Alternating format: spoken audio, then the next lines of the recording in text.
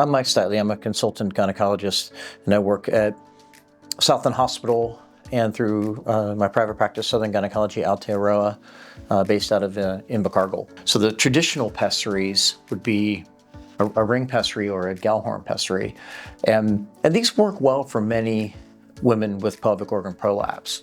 A ring is a little bit less sturdy, can sometimes be self-managed by the patient, but many patients will have this pessary expel or come out if they are physically active, exercising, cough or sneeze, if they have a cold, that sometimes this is not a suitable pessary.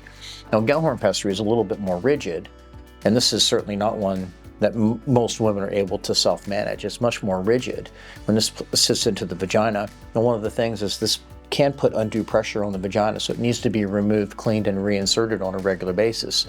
And that requires some kind of a clinician visit, either GP, practice nurse, or gynecologist, to manage this pessary.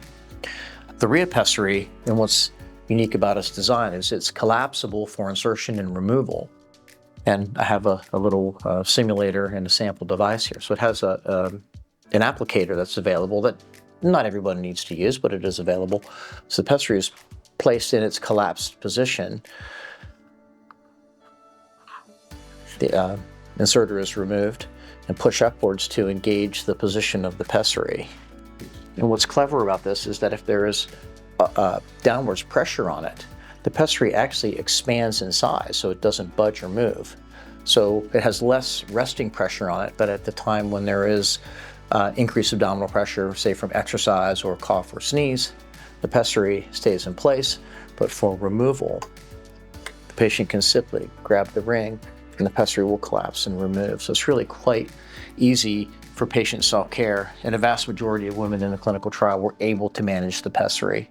So it's really quite innovative, where if we can take patients that can be managed in the primary care setting using a device such as Reia, some women, many women, may avoid having surgery, and a lot of these patients are elderly and have other comorbidities, whereas a surgical repair might be quite disruptive or dangerous to them.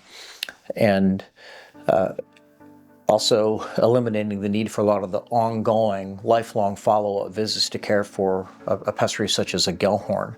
There can be some cost savings to the systems from the avoidance of some prolapse surgeries and the increased accessibility to gynecologic consultation appointments for other patients who may need them for other conditions.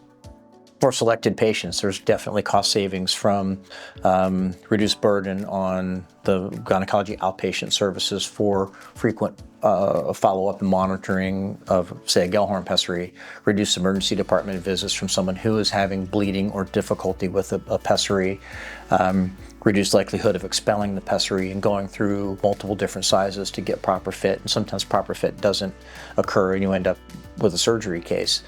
So I think that there will be a reduction of surgery, particularly in some patients who would be quite risky for a surgical repair.